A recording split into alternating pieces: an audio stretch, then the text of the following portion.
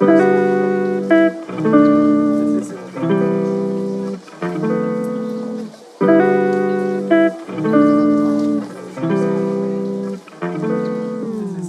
this is the Dean Abbott podcast, and today my guest is part-time poet Dan Rattelle. Thanks for doing this, Dan. Did I get the last name right?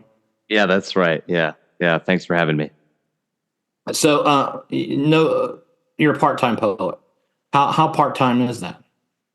Yeah, it's funny because I don't do it professionally.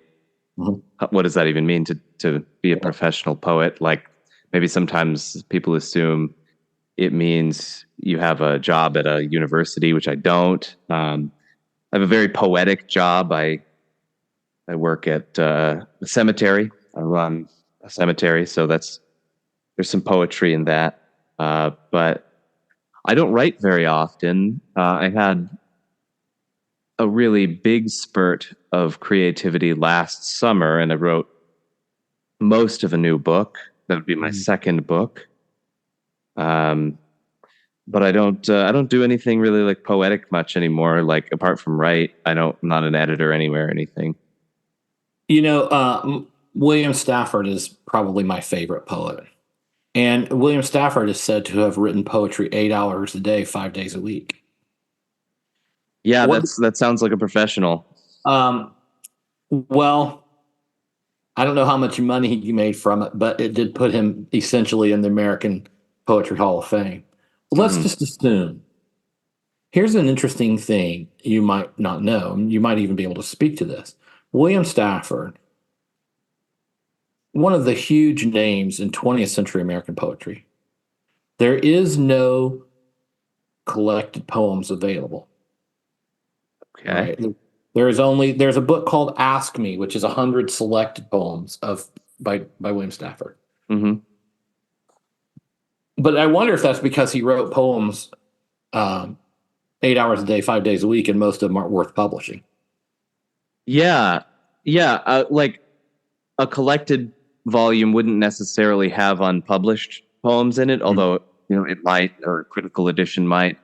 A collected would be like everything he ever published in one volume, and that still might be a lot, or his estate just hasn't done it yet. I'm not 100% sure if there's a collected Ted Hughes. There are a number of selected volumes, but not a collected, as far as I know. I'm open to correction, but some poets just don't come out with one after their death. It depends on what their estate is doing. Like with most people who appear in this podcast, you and I know each other through Twitter. That's right. And it seems to me that on Twitter there is something of a renaissance of interest in poetry. Have you noticed that? Yeah, that's kind of why I got on. I got on Twitter for an assignment in college. It was a pretty cool class. It was like professional development for writers or something like that. And professor was like, you need to get on Twitter. That's how you're going to find other writers who can read your poetry. So that's why I'm on. And I think it sort of spills out into other interests. It's adjacent to other sort of cultural, people who are commenting on culture and aren't necessarily poets. And so that's great. It's been a good place to apply the craft, I suppose. But I follow you. I follow Paul Pastor, whom you probably know. Yeah. Jane Greer, whom you probably also are familiar with. Yep. And at least one or two other people who are very interested in poetry and writing poetry. How do you account for that? Do you have any thoughts about why there's a kind of a renewed interest in poetry? Let's also sort of stipulate that what I'm talking about is a renewed interest in poetry among people I would actually kind of count as at least somewhat right of center. Maybe not hardcore conservative, but somewhere right of center, it seems to me there is a renewed interest in poetry as a sort of a expression of just the human experience. Yeah. Yeah, and it's funny because like the conservatives, the right of center, when I was growing up, sort of the Bush era, it was like that was sort of like they were all telling you to learn to code. Mm-hmm. None of us did. Maybe some of us did. I didn't. Um, yeah, I think the poets that you mentioned um, use poetry, as a connection to the things that are real, and sometimes there is a connection with people who are right of center and people who believe like in reality. Mm. Um, Mm-hmm. yeah, that's about all I can really say about that. Um, but I think there is a revival of interest in poetry more generally. Mm-hmm. Yeah, even like the Instagram poet thing that was I don't even know if it's still a thing anymore, but it was a thing. Um, People are buying books of poetry more, I think, than they were maybe in the 90s. I don't know. Mm-hmm. I There are think some your indie first book sold presses a that million have. copies. So didn't it? Pardon? Your first book sold a million copies, I think. Did it not? No. Oh, I was joking. I see. I see. A Yeah, mere, a mere hundred I knew a folk thousand. musician once who said, "Yeah, I got a million seller. That means I got a million in the cellar." Right. Sort of. Yeah. Wow. So, but no, there are indie presses that are doing great things that probably has to do with the internet, Mm-hmm. and so that just gives maybe a more diverse, although perhaps in some sense ghettoized poetry market. Mm-hmm. Mm-hmm. You brought a poem you want to read? Yeah, yeah. I would love to get your opinion on this poem. Actually, it's very puzzling to me. And very disturbing to me. It's my favorite poem probably of all time, and it's disturbing to me because like I'm a Christian, and Ted Hughes was not, and that's okay. Mm-hmm. But this poem is very very pagan, I think, and I'm confused about why I like it so much. All right. So you A read friend of it, and then we'll mine talk. read. Pardon? Oh, so you read it. We'll talk about it. Then I'll read a William Stafford poem, and you can tell me what's up with that. All right. All right. So this Well, is a somewhat lengthy poem. I mean, it's like 2.5 pages. So, all let's right. listen. This is October Salmon. He's lying in poor water, a yard or so of depth of poor safety, maybe only 2 feet under the no protection of an outleaning small oak, half under a tangle of brambles. After his 2,000 miles, he rests, breathing in that lap of easy current in his graveyard pool. About 6 pounds weight, 4 years old at most, and hardly a winter at sea. But already a veteran, already a death-patched hero. So quickly it's over. So briefly he roamed the gallery of marvels. Such sweet months, so richly embroidered into Earth's beauty dress, her life robe, now worn out with her tirelessness, her insatiable quest, hangs in the flow, a frayed scarf. An autumnal pod of his flower, the mere hull of his prime, trunk at shoulder and flank, with the sea-going aurora borealis of his April power. The primrose and violet of that first uplifting in the estuary, ripened to muddy dregs, the river reclaiming his sea metals. In the October light, he hangs there, patched with leper clothes. Death has already dressed him in her clownish regimentals, her badges and decorations mapping the completion of his service. His face a ghoul mask, a dinosaur of senility, and his whole body a fungoid anemone of canker. Can the caress of water ease him? The flow will not let up for a minute. What a change from that covenant of polar light to this shroud in a gutter. What a death in life to be his own specter. His living body become death's puppet. Dulled by death in her crude paints and drapes, he haunts his own staring vigil and suffers the subjection and the dumbness and the humiliation of the role. And that is how it is. That is what is going on there under the scrubby oak tree, hour after hour. That is what the splendor of the sea has come down to. And the eye of ravenous joy, king of infinite liberty in the flashing expanse, the bloom of sea life. On the surge ride of energy, weightless, body simple, the armature of energy, in that earliest sea freedom, the savage amazement of life. The salt mouthful of actual existence with strength like light. Yet this was always with him. This was inscribed in his egg. This chamber of horrors is also a home. He was probably hatched in this very pool. And this was the only mother he ever had, this uneasy channel of minnows under the mill wall, with bicycle wheels, car tires, bottles, and sunk sheets of corrugated iron. People walking their dogs trail their evening shadows across him.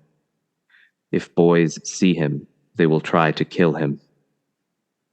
All this, too, is stitched into the torn richness, the epic poise that holds him so steady in his wounds, so loyal to his doom, so patient in the machinery of heaven. It's pretty good. Yeah. Read the beginning of the second page again. There are some phrases there I wanted to call out. All right. Second Maybe page. the first stanza of the second page. So briefly he roamed the gallery of marvels. That I like that. Marvels. Such sweet months, so richly embroidered into earth's beauty dress, her life robe. Now worn out with her tirelessness, her insatiable quest hangs in the flow of frayed scarf. Yeah, that's pretty good. What do you like about that poem? Yeah, it's typical sort of Hughesian vitalism, really, and that's also what disturbs me about it. This is in all of his poems, or all of his great poems, the sort of struggle for life, and that life, though short and often torturous, is worth fighting for. He says, this chamber of horrors is also a home. Like, the world sucks and life is really hard. Not only is it really hard, like it's evil, but there's that vigor. Like it's worth seeing for and in its grandeur. Mm-hmm, mm-hmm. Yes. So you said it disturbed you because it's pagan, but it doesn't necessarily seem pagan to me in the sense that it's somehow invoking the old gods, but it does seem nihilistic or materialistic. A very beautiful rendering of that worldview, but definitely what you're describing as vitalism, but also as a kind of nihilism, right? Because the fish is sort of a symbol of a metaphysical symbol of life and of meaning, the salmon. Mm-hmm. And so what he's saying is, these life withers away, and that's your destiny. And no matter how beautiful the gallery of marvels might be, it's woven into that gallery of marvels that you just suffer and die a death, which has nothing behind it to make it meaningful. Yeah, it's that's it. but Hughes was a religious man. He was a pagan. I'm not Mm. entirely like he was a goddess worshiper. I'm not entirely Mm. sure. He was also married to Sylvia Plath, was he not? That's right. Who, as we all know, was extraordinarily happy woman. Right. Yeah. Yeah. Again, I Yeah. did Like a and joke. Hughes's second wife committed suicide as well. Huh. Um, yeah. So what you're Yeah. saying is that your bit of advice today is don't marry Ted Hughes. Basically, yeah. It's like he some people think Hughes like actually killed Sylvia. Mm. I'm not. I mean, or drove her to suicide. Like actively, I'm agnostic on the question. I haven't really researched it. Um, his daughter vehemently denies that Mm. kind of claim.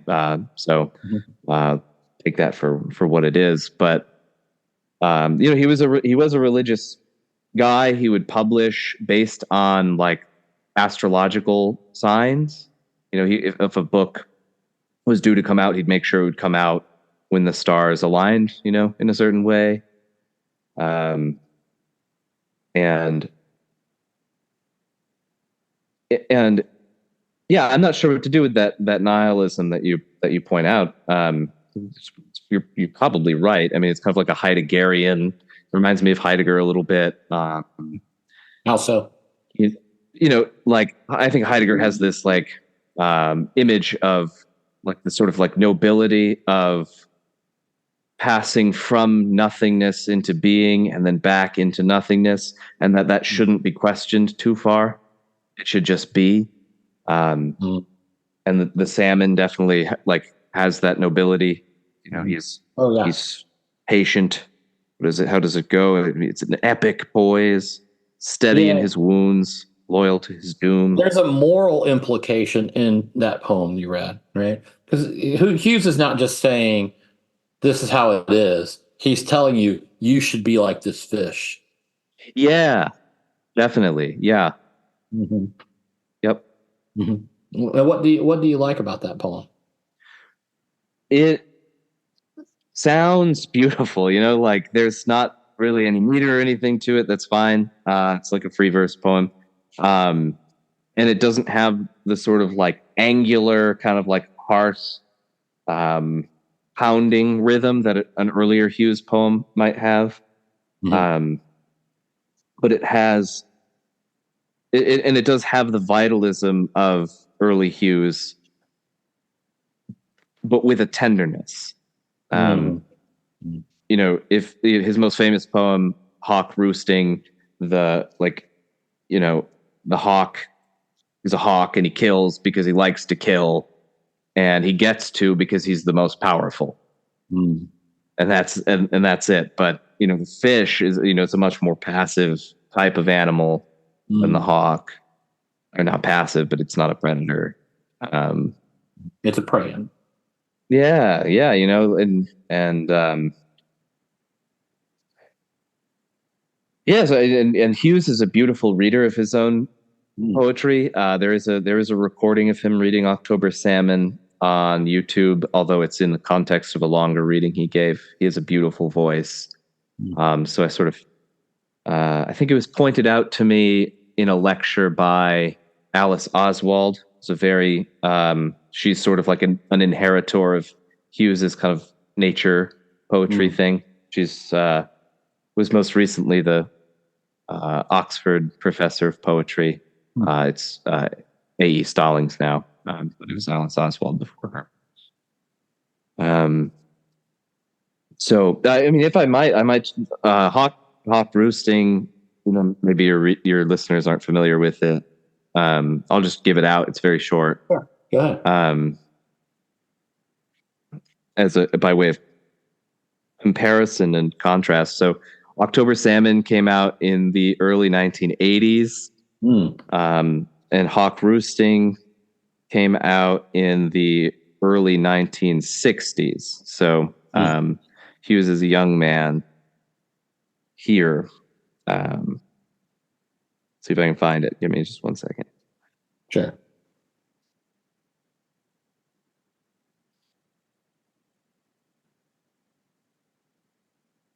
He was an avid angler too, so he knew what he was talking about. He would often go to, he lived in the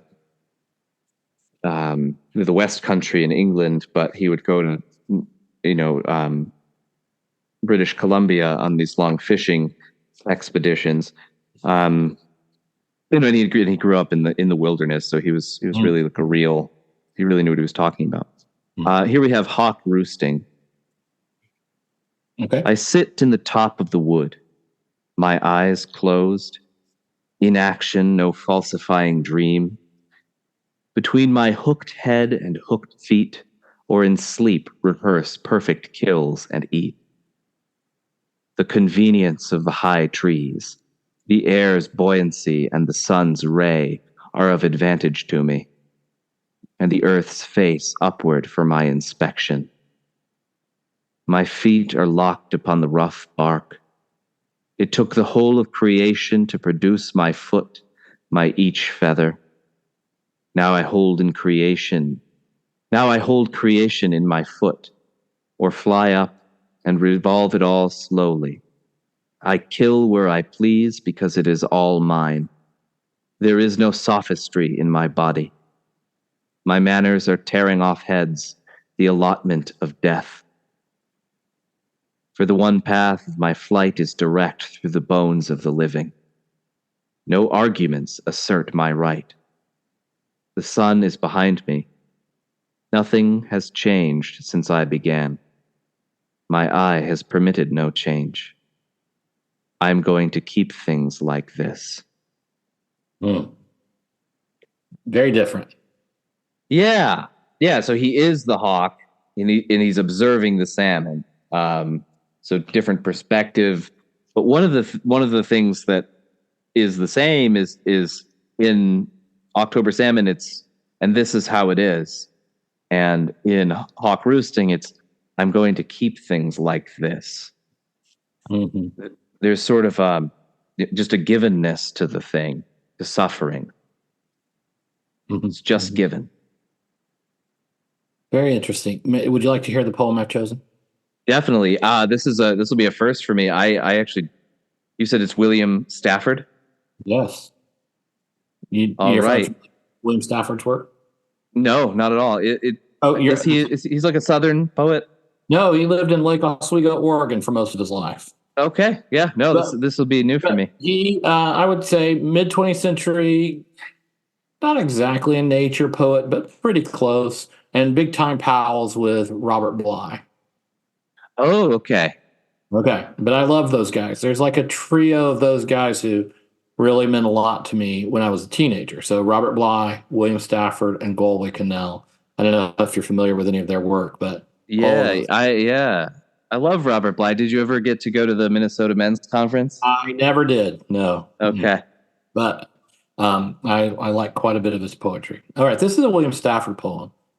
Different from Ted Hughes in that it's all in the first person. And it's called With Kit. And Kit, I believe, is his son. It's called With Kit, age 7, at the beach. It's a very famous poem, as poems go, in terms of being famous. All right, so With Kit, age 7, at the beach. We would climb the highest dune, from there to gaze and come down. The ocean was performing. We contributed our climb. Waves leapfrogged and came straight out of the storm. What should our gaze mean? Kit waited for me to decide. Standing on such a hill, what would you tell your child? That was an absolute vista. Those waves raced far and cold. How far could you swim, Daddy, in such a storm? As far as was needed, I said, and as I talked, I swam. Oh, yeah. Kills me every time. You want to respond to that, or do you want me to talk about why I like it? Yeah, no. Well, I'd be interested in your first impressions. Sorry, say that again? I'd be interested in your first impressions. Yeah, that absolute vista kind of clinched it for me. I mean, that's just a great phrase. And I love a good dad poem. I've got kids myself, and it sounds like this sort of resonates with Bly's sort of masculine project thing. But yeah, I'll let you take the floor. Tell me about this Well, poem. obviously, like you said, it is a dad poem. On one level, it's about fatherhood, right? Another level, it's about how we, how the ability to see reality is connected to our ability to love. So he's telling the story, right? Like he's just saying, my son and I, when he was 7, we climbed this big sand dune at the beach. I like to think of it as the Oregon coast. Has a particular, very unique look, and what the Oregon beach looks like. The ocean was going crazy because there was a storm, and then, in very typical Staffordian fashion, he inserts a question into his poem. And he says, what should our gaze mean? And so he's kind of asking, he's saying, like, there was between us, my son and me, a sense that this moment was pregnant with a kind of meaning. And he was too young to know what it was. So he waited for me to decide what the things we were seeing should mean, right? Yeah. What should our mean? Kit waited for me to decide. So standing on a hill like that, standing on such a hill, what would you tell your child? He's asking questions of the reader. What would you say in that situation? And he says that was an absolute vista. And I take that to mean not just that he could see a lot, that the horizon was wide. He means that in that moment, he saw what was true and he saw what was real. And the waves raced far and cold, and that's what he saw. And also, Kit saw what was real. And so when Kit says, how far could you swim, Daddy, in such a storm? What that child is asking is this, he's saying, this makes me scared. And what if I were in a storm like that? And what if I needed you to rescue me? Right? That's what he's saying. And Yeah. William Stafford, as the poet, when he says this in Absolute Vista, he's saying, I knew what was in my son's heart when he asked this question. And so what the poet, the speaker, William Stafford, whoever it is, decides to do is to say, I will always be there for you. I will always rescue you. And he's saying, so he says, as far as was needed, like I would swim however long I had to rescue you. And then he concludes by saying, as I talked, I swam. And so what he's saying is, I was already out there rescuing my son from the anxiety and the doubts and the fear that he was experiencing at the moment when he asked me the question. And in asking him the question, I was already reaching out to his heart and rescuing him in a way. And so he's saying, as I talked, I swam. And I love that poem because it's about so much more than the beach. Yeah. It's even so much more than being a father. It's about how we are as people. Ocean poems kind of tend to be that way. Mm-hmm. That's this sort of drive back to the sea. And isn't it interesting that we both picked seagoing poems for today? That's very interesting. That's kind of it's very primal kind of symbol. It's also it's hard to write a poem about being a dad and doing dad stuff without kind of like falling into cliche, which he didn't. Right. Especially this idea of like already having saved your son, even imaginally, but also like really like as soon as you sire a son, you're essentially dead. You're obsolete. Mm. It's just great stuff. I was thinking about how like men in particular have this sort of awesome responsibility of showing danger to their children in a safe way. Mm-hmm. That's what that poem, what I got thinking about in that poem. It's such a Yeah. narrative poem. It never clicked with me. Even though I've read this poem 1,000 times, it never clicked with me. Oh, it's literally it's a narrative poem. He's telling a story, as opposed to like the October Salmon, where he's describing an image. He's not really necessarily a narrative, but this is a real story. Yeah. Uh, When would this have come out? I don't know what year this was. That's a good question. I would think I'm gonna guess it would might have come out in the 80s, I would guess, maybe. I mean, I That, think Stafford died in like 2006 or something. hmm Yeah, His that most sounds famous right to me. poem, his most famous poem is called "A Ritual to Read to Each Other." Do you know that poem? A ritual to read to? "A Ritual to Read to Each Other." Oh, cool. I Do you don't know know the it. poem? No. Um, okay. How do you feel if I read that Yeah, poem to do you? it. Okay. All right. Then we'll let you read and talk a little more and wrap up. We don't want to necessarily turn this all into our the Dean and Dan show. I think it's called the Dean Abbott Show, is it not? You Well, can do whatever you want. that's true. I can. Okay. So this is William Stafford's most famous poem. It's called "A Ritual to Read to Each Other." And you can tell me what you think. It's so exciting to find someone who's not familiar with his poems. All right. If you don't know the kind of person I am, and I don't know the kind of person you are, a pattern that others made may prevail in the world. And following the wrong God home, we may miss our star. For there is many a small betrayal in the mind, a shrug that lets the fragile sequence break, sending with shouts the horrible errors of childhood storming out to play through the broken dike. And as elephants parade, holding each elephant's tail, but if one wanders, the circus won't find the park. I call it cruel, and maybe the root of all cruelty, to know what occurs, but not recognize the fact. And so I appeal to a voice, something shadowy, a remote, important region in all who talk. Though we could fool each other, we should consider lest the parade of our mutual life get lost in the dark. For it is important that awake people be awake, or a breaking line may discourage them back to sleep. The signals we give, yes or no or maybe, should be clear. The darkness around us is deep.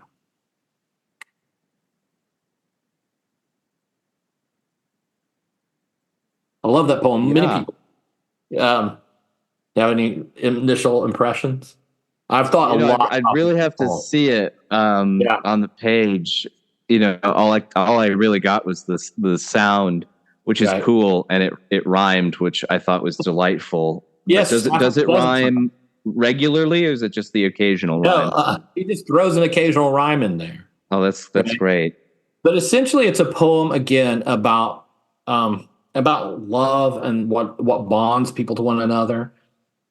And he's essentially saying if I don't know you, if you fake it, and if I fake it, then this way of being that emerges between fake people will prevail in the world, and we will be fooled and we will follow the wrong God home. Like we can't know reality, we can't know God, we can't find our home if if you aren't honest with me about who you are, and I can't be honest with you, right? If I don't know who you are and you don't know who I am, a pattern others made may prevail in the world, and following the wrong star home, following the wrong God home, we may miss our star. Um, Mhm. that's and then the rest of the poem is his sort of giving you an explanation of why that's so important, and how we're like elephants, in the parade who hold one another's tail and trunk. And Yeah. if one of them goes wrong, right? If one of them follows the wrong God, there's no circus. And so and so in his last lines, he's encouraging us, right? The way you not be a fake person, the way you prevent the world from going wrong is to make the signals that you give, yes, no, or maybe, clear, right? And that and so you have to have the courage to do that and to be clear. And the reason you have to do that is because the darkness around us is deep and it's waiting to envelop us. If and as soon as we are fake with each other, as soon as we lie, as soon as we pretend, that darkness and the pattern that someone else made for us emerges between us. And so Oh yeah. in a way, it's like it's a good companion to the poem about Kit, because that's a moment where he and his son are speaking to one another in a way that's coded but not dishonest. So like Yeah. in the beach poem, what he's saying is, at that moment, that absolute vista came into my mind, and what my son said was clear, right? And Right. and so they kind of go together, I think.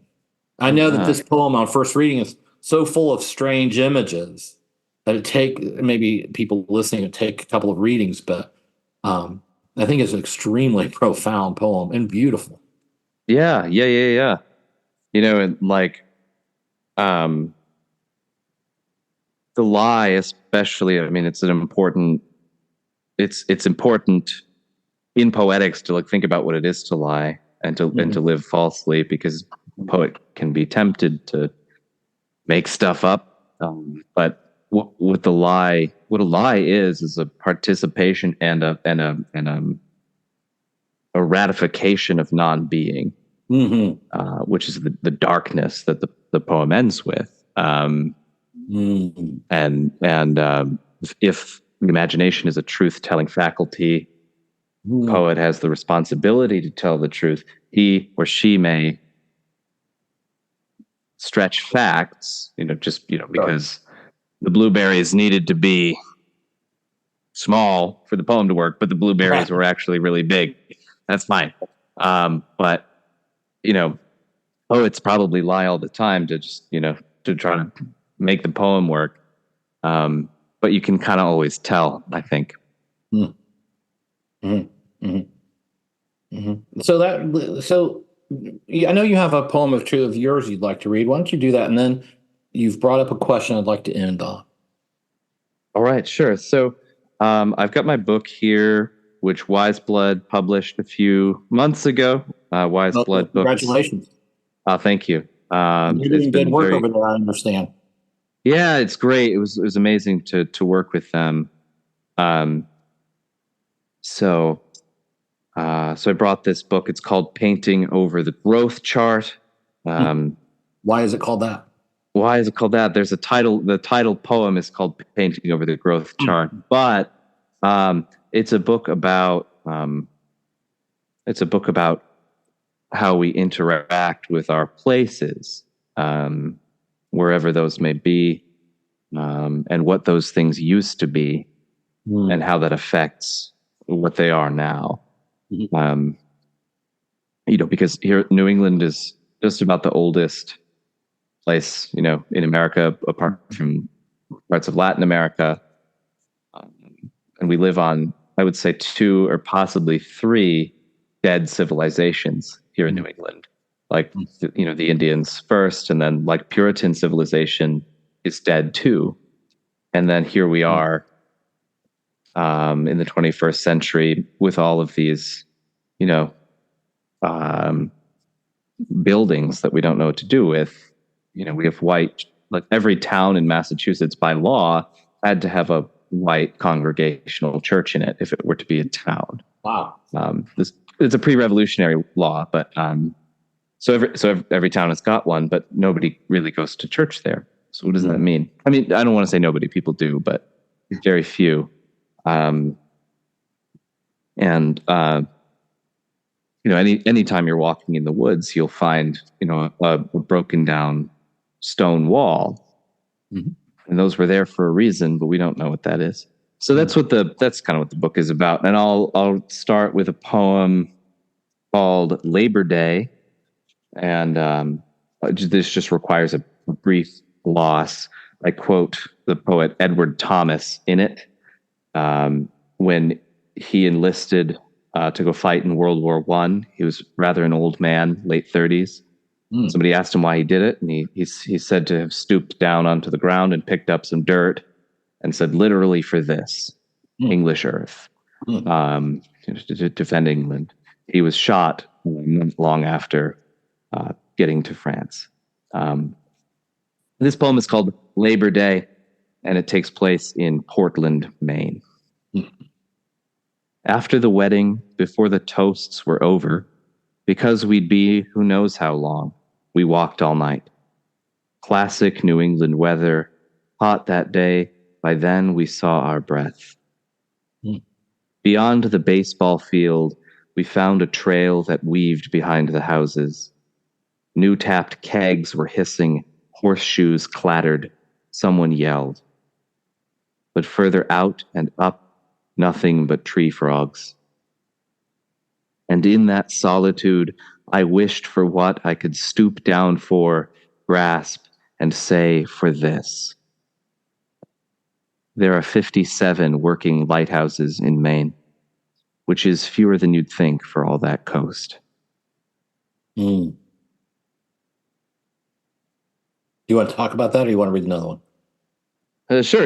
I'll just say, like, I wrote this in a fit of nostalgia and homesickness in Scotland. I just wanted to do some Americana stuff, so the baseball field is there. I wanted it to, look like bunting in, 4th of July bunting in poem form. But also I wanted to complicate, the idea of patriotism, with Edward Thomas quote, because I'm just not sure what it means. I'm not sure what it means to be patriotic, what it means to be from somewhere, but not necessarily always feel at home there. And talk to us about the last couple of lines about the lighthouses, because that represents a big shift. Yeah. So I think I wrote that in there as sort of a symbol of like false enlightenment. So this is technically, I guess, maybe what's called an obad, which is a morning poem, a poem about the morning. Traditionally, it was like a troubadour thing, and like it's what you would sing to wake your master up, after he's been sleeping with somebody else because her husband is coming home or something, So it's sort of a bawdy, ribald sort of thing, or so they say. But it's sort of transformed into more of a meditative, here comes the sun. This is a false obad. The sun's not really coming up. They're just lighthouses. And the lighthouse is a symbol of Maine. Like when you think of Maine, I think of lighthouses. But 57, and that's true. I looked it up. It's not that many. Right. It's a false symbol for Maine. Like Maine is the biggest state in New England, and it's got the longest coast by far of all the states of New England. But the lighthouses is sort of a quaint idea. Maritime trade, that's another sort of dead or dying industry, way of life. So that's I think what I was doing there. Oh, you have one more you want to read? Sure. I'll go ahead and read the title poem, Painting Over the Growth Chart. I had to squint to notice them. The lines that bicker up the door jamb in the kitchen. A notch for every year or half a year, depending on how much the kids had grown. Coat of paint is all it takes. And if it's not like new, it's good enough for now. Any sign they lived here is blotted out. except perhaps in Polaroids stashed in someone's attic with the bric-a-brac they couldn't bring themselves to throw away. All crew cuts and towel capes on summer break circa 99. But now those kids are just like me. Beer gut and graze in the drain, fit for this life and mortgaged into it. Mm. Okay, great. Tell me about it. Yeah. That poem took many years to write. Believe it or not, it's not very long. I started working on it when my wife was pregnant with our second child. And we had moved into a new house and I was just doing some painting. And I was thinking how sad it would be if this scenario, what would that mean? You're sort of like this place had been inhabited, hallowed by another life, by somebody else's life, and now you've taken possession of the place, and you have to make it your own. What does that mean? And then also the sort of idea of all the hope and optimism of childhood often comes to nothing. My life isn't spectacular. It's not bad. But I'm just a normal guy. And I think I don't know, maybe in the 90s, they say it was the end of history, right? We were all on the up and up. Everything was great. And that optimism just didn't pan out. But you could think of counter examples too. I think about the 90s fairly often. I think, nostalgia works in like 20 or 30 year periods. So we're kind of back in the 90s. I'm thinking about, I don't know if you've ever seen the show The Sopranos. Oh yeah. Right. So the first episode, Tony says into his therapist, I think I got in at the end of something. Something is ending. And that was really obviously true because the whole show is based on that, but it was really prescient because the world changed so much. In the early 2000s when those are really sort of formative years in my life. Right. So that's, I guess, kind of what the poem is about. It's not about the Sopranos, but all right. But couple of final questions. Thank you for reading those. People who might have listened to us read these poems might hear them as gibberish. Might not. They might hear them and think, "What is that about?" What I can't even understand what he's talking about. It's not an unusual response. Like I said, with this William Stafford poem, there's lots of unusual imagery, and the way that the words are put together is somewhat opaque.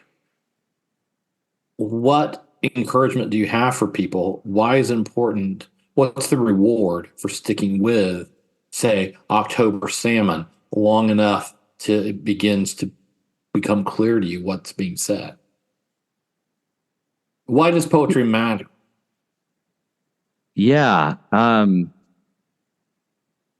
Poetry is one of the many definitions of poetry is its memorable speech. So if you have memorized something, whether you wanted to or not, you are changed. You now have something in your head. It's wired into your brain that you didn't have before.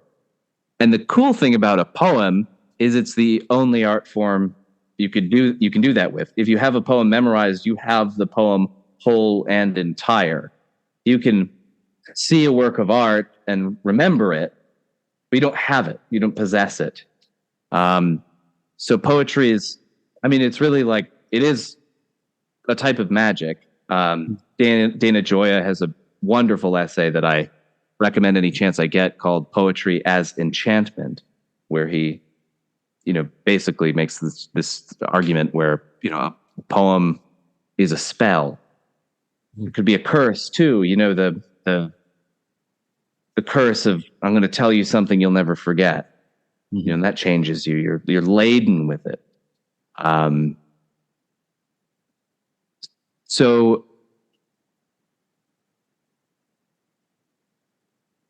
and it's tied up with memory too. Like the poem is Joya says the poem is the world's first broadcast technology. It is a technology, but it's also how we remember things too. It codes experiences and feelings and thoughts into highly, highly compact language, and we can keep it forever. That's why it's hard to follow sometimes. That's right. It's so compact and dense, and it needs to be unpacked in discussions like these. Mm-hmm. Mm-hmm. What's the reward for unpacking it? Yeah, maybe there isn't one in the 21st century, but then we can fall back on Horace's definition that a poem is meant to delight and instruct. Some of us strange folks just delight in the sounds that words make. Mm-hmm. But it might also go back to the telling the truth thing, because there are poets around, whether we like them or not or identify them as such, that are bad actors. So it's the composers of advertisement jingles that get stuck in your head. The propagandist is a poet. My MFA supervisor Don Patterson has a chapter or a section in one of his books where he talks about why "Make America Great Again" is such a good slogan. Like it's highly memorable.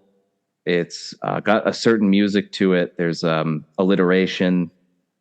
It's MMGG, and that's a type of poem. I'm not making a statement about partisan politics, but propaganda uses the same tools that the poet uses. The poet has to tell the truth with his tools, though, where the propagandist has to lie.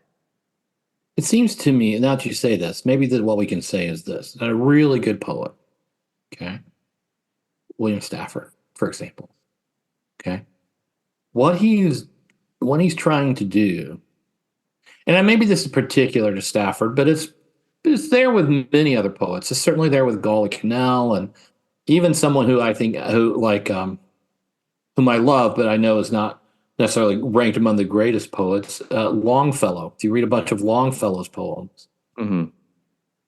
they are trying to bring you into sometimes very difficult truths. Like maybe you followed the wrong God home. But if he's a really good poet, he will, or she will, also give you a sense that you can, like you said, look at danger safely. Mm-hmm.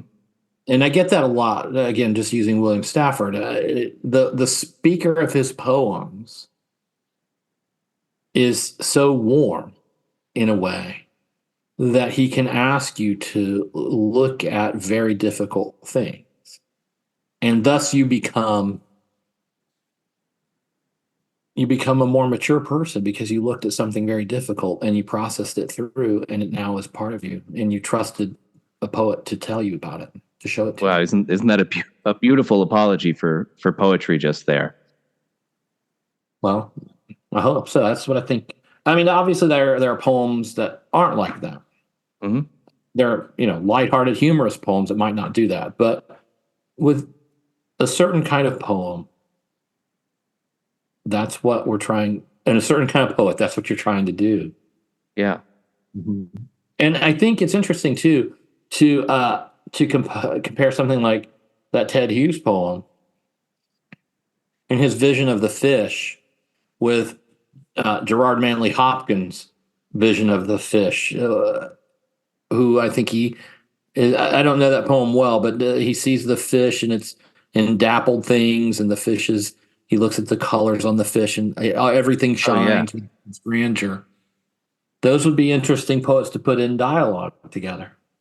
Yeah, I think I'm just starting to talk with a good friend of mine about this. He's a Hopkins guy and doesn't know Hughes that well. I know Hughes pretty well. I don't know Hopkins that well, so it's been a useful conversation. I think Hughes learned a lot from Hopkins in terms of sound, and that return to sort of more the Saxon, guttural kind of like raw, rough, alliterative verse, for sure. There's so much there to talk about. I mean, I suppose that's why people spend their whole lives on it. Yeah. But essentially, you would encourage people to read some poetry. Yeah, definitely read some poetry. Even your local library might have some that's of interest to you. Yes, and if you can't find one you trust, DM one of us. We'll tell you. Yeah, that's right. Right. Okay. All right. Thank you very much, Dan. We'll do this again sometime. Hey, my pleasure.